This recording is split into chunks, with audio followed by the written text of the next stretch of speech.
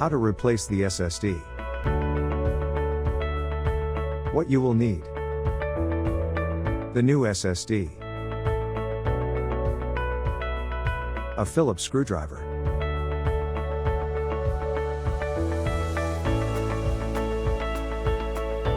At the bottom of the NUC, loosen the 4 screws using the Phillips screwdriver.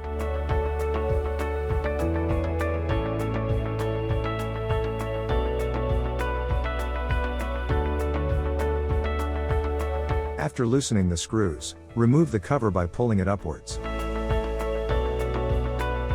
The SSD is attached behind the cover. Remove it by pushing upwards using both thumbs. Now, take the new SSD and place it in the same spot.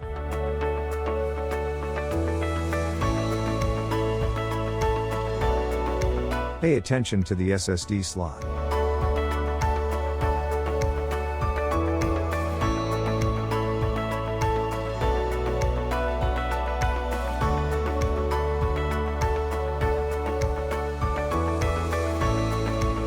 Note that there is an arrow on the NUC cover. Place the cover on the NUC with this arrow pointing towards its front.